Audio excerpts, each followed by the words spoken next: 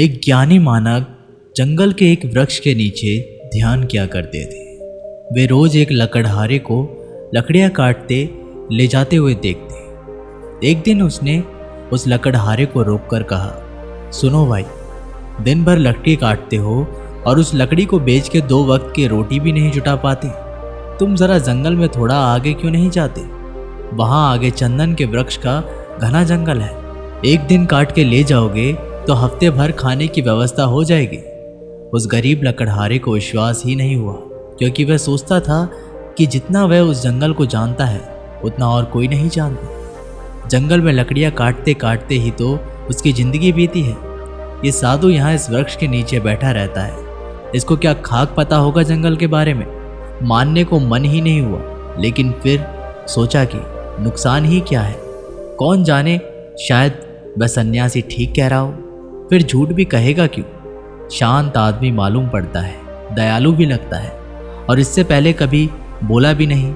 एक बार प्रयोग करके देखने में क्या जाता है। साधु की बातों पर विश्वास करके वह लकड़हारा जंगल में आगे गया। जब वह वहां से लौटा तो साधु के चरणों में सिर रख दिया और कहा, मुझे क्षमा करना। मेरे मन में बहुत संदेह आया था, क्योंकि मैं सोचता था कि मुझसे ज़्यादा इस जंगल के बारे में और कौन जानता है। मेरा बाप भी लकड़हारा था, उसका बाप भी लकड़हारा था। हम इस जंगल में लकड़ियां काट काट कर अपना गुजारा कर रहे हैं। कभी ये सोचा ही नहीं कि इससे आगे भी शायद कुछ हो सकता है। मैं भी कैसा अभागा हूँ।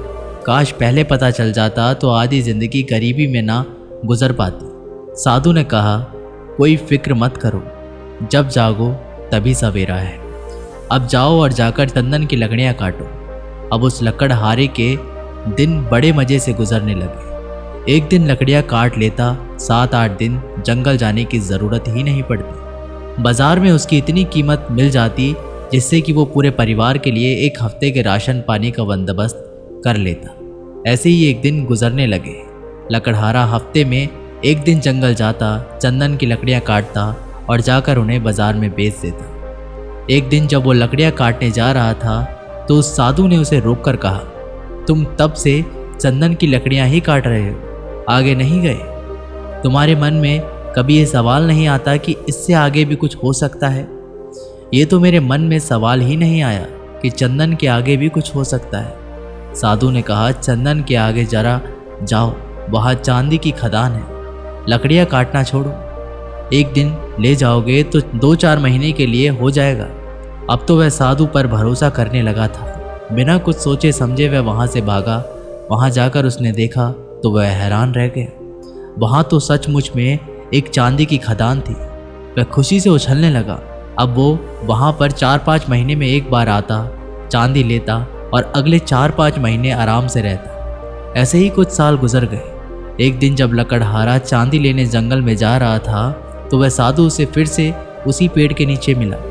उस साधु ने लकड़हारे से कहा, थोड़ा और आगे जाओ, वहाँ सोने की खदान है। जब वह लकड़हारा चांदी की खदानों से कुछ मील आगे गया तो देखा कि वहाँ सचमुच सोने की खदान थी। इतना सोना जो पूरी उसकी ज़िंदगी बदल सकता था। सोने की खदान का पता चल जाने के बाद अब लकड़हारा एक बार सोना ले जाता और साल भर तक जंगल नहीं आता। उसकी ज़िंदगी बड़े आराम से गुजर रही थी।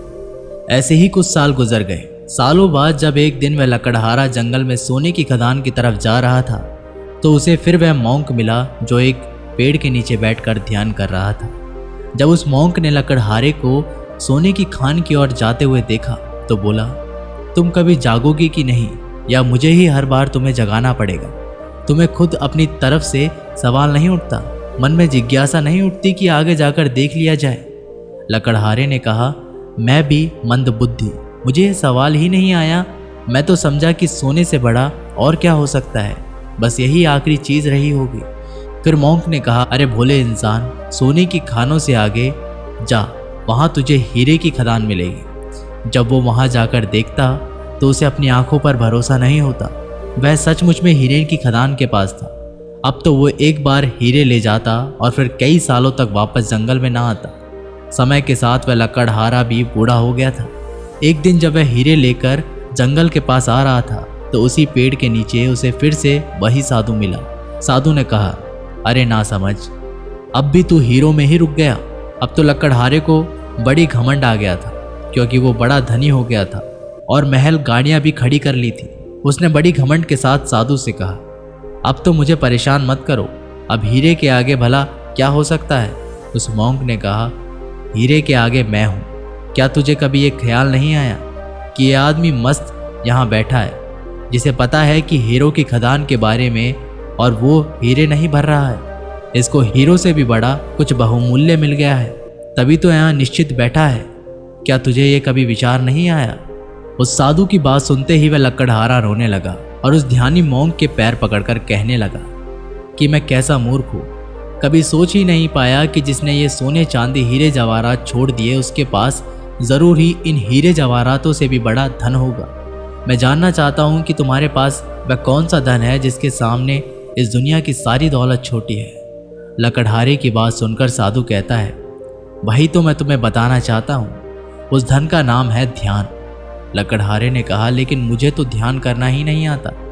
साधु ने कहा, ध्यान करना बहुत सरल है, बाहर का धन तो बहुत इकट्ठा कर लिया, अब जरा भीतर की ओर मुड़ जाओ और आराम से बैठ जाओ, फिर देखो कि तुम्हारे अंदर क्या चल रहा है। अगर कोई अनुभव हो तो उसे पकड़ो मत, बस देखो, हो सकता है तुम्हें परमात्मा मिल जाए, लेकिन तुम्हें उन्हें भी नहीं पकड़ना। तब तक देखते रहो जब तक कि सभी अनुभव, सभी विचार शांत ना हो जाए। मगर ध्यान रहे, जबरदस्ती भी अनुभव को करने की कोशिश मत करना, ये विचार को ख़त्म करने का प्रयास कभी मत करना। जब कोई अनुभव ना रहे और कोई विचार ना रहे, तब तुम निर्भय होकर समाधि में स्थित हो जाओगे, फिर इधर उधर नहीं भटकेंगे और तभी केवल शून्य होगा। और उस शून्य में ही चलता है बोध का दिया, आत्मज्ञान का दिया। ध्यान करने के लिए एक चीज़ जो सबसे महत्वपूर्ण है वो है धैर्य। आपके भीतर इतना धैर्य होना चाहिए कि घटना आज घटे या कई वर्षों बाद, आप ध्यान करने के लिए हमेशा तैयार रहें। दोस्तों, यदि आपको ये जानकारी अच्छी लगी हो तो चैनल को सब्सक्राइब ज़रूर कर लेना। मिलते हैं एक नई वीडियो के साथ, तब तक के लिए अपना ख्याल रखिएगा। धन्यवाद।